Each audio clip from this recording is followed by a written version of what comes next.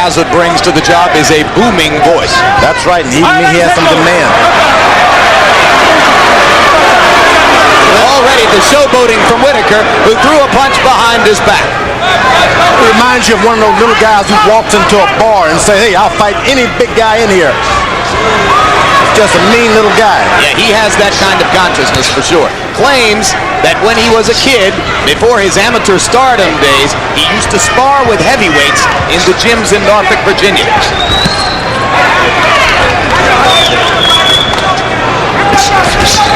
This is the 6th time in Buddy McGirt's career that he has been in the ring with a southpaw. Actually the 7th time. He's fought 6 previous southpaws and has knocked out 5 of them. Whitaker trying to go to the body with the left. Pernell, in recent years, has become an accomplished body puncher. The thing about Buddy McGirt, he's knocked down true welterweights who's melted down from middleweights. Magoo off balance, McGirt I should say, his nickname in the eyes of many is Magoo, off balance into the ropes.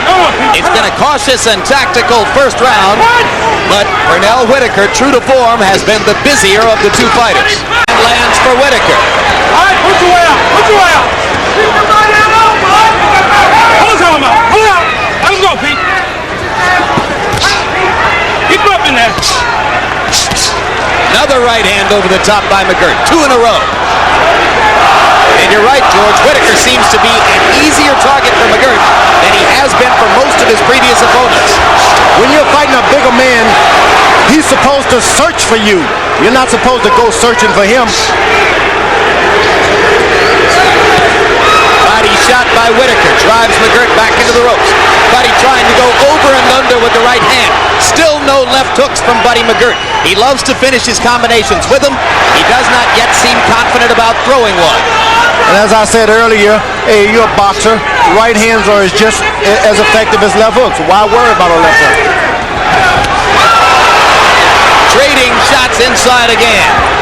And for now it appears that Pernell Whitaker is going to get hit in this fight more than perhaps in any previous bout.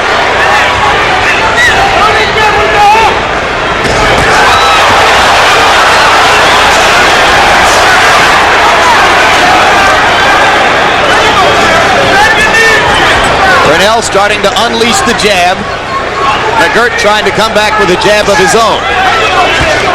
Not as crisp, it seems, early as he was with the jab in his brilliant performance against Simon Brown, November of 1991. Crowd chanting, Buddy, Buddy, Buddy. Whitaker steps up the aggression in return.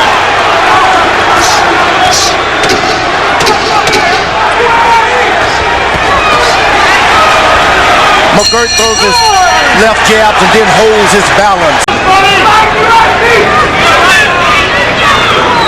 Every time McGirt got in trouble in the very troublesome Gennaro Leone fight on January 12th, Al Certo asked him to bounce and move, bounce and move.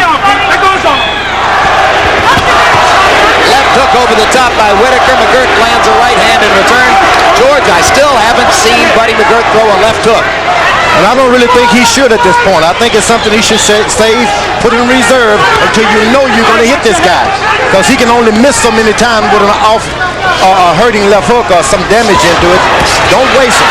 McGirt coming over the top with the right. Pernell begins to slug away and trade shots with him inside. Body punches and shots to the chin. Both men seemingly becoming more accurate here in round number 3. Buddy up and under with the right uppercut. And 2 right hands over the top. Crowd warming to its support of Buddy McGirt. Whitaker reminds me of a guy who does not take instructions well. Solid left hand by Whitaker. McGirt came back with the right. It is almost impossible for most experts to imagine Pernell Whitaker knocking Buddy McGirt out. So you suspect that if they continue to trade power shots, George, it's going to redound to McGirt's advantage. And every time Whitaker throws a power shot, he falls forward, so he's not able to land 2 or 3 of them. So it's not doing him any good. He should hit this guy 5 times and make McGirt follow him.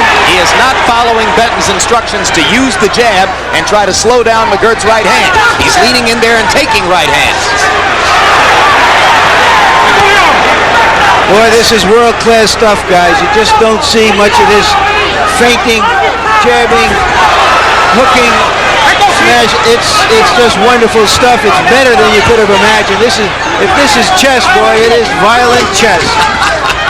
Two brilliant boxers showing you how it is supposed to be done. A clean punching.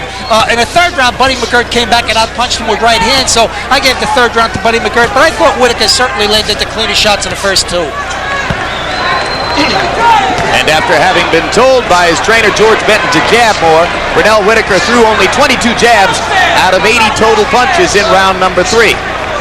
Now in round 4, they are once again body to body, slipping and countering each other in a brilliant display of boxing.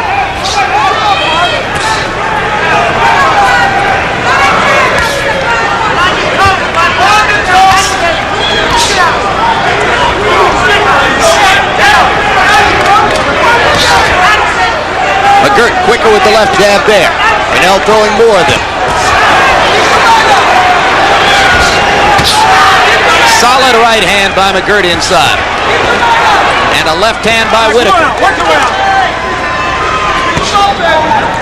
Whitaker's doing everything in retaliation. He's not doing anything on his own. When McGirt hits him, he try and hit him back.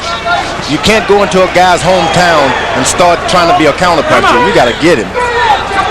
And Pernell had claimed coming into the fight that his aggression would be the difference. He kept saying, I'm going to go out and put my hands on him.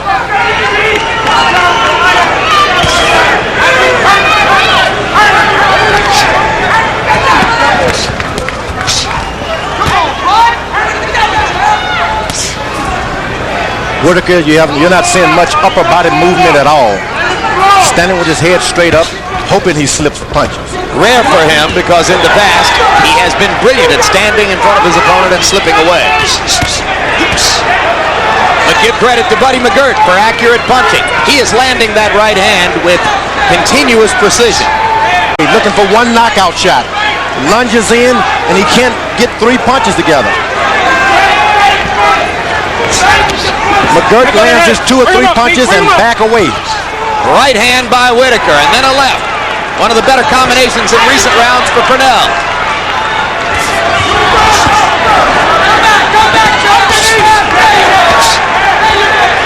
Fast hands by Buddy McGirt.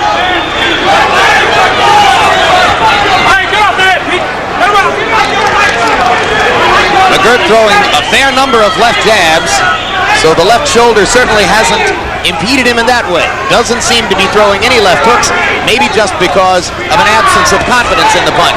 Maybe not because of pain. McGirt is determined every time Whitaker misses him, throw a shot anyway, which is a good tactic. Good and body he backs shots. away. Good body shots by McGirt, followed by a right hand.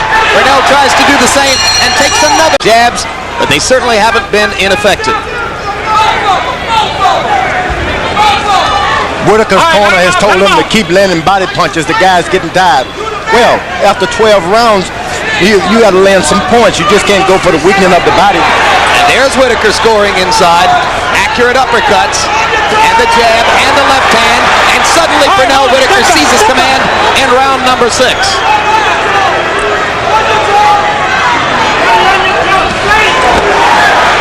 Driving McGirt into the ropes.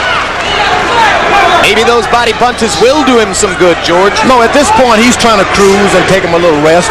But at the same time, Whitaker is a hard puncher. You just can't do it without being alert. Every fight will rest in the middle round. Well, 2 from Nevada and 1 from California, but they are West Coast judges in effect. So we're not looking at New York scoring per se.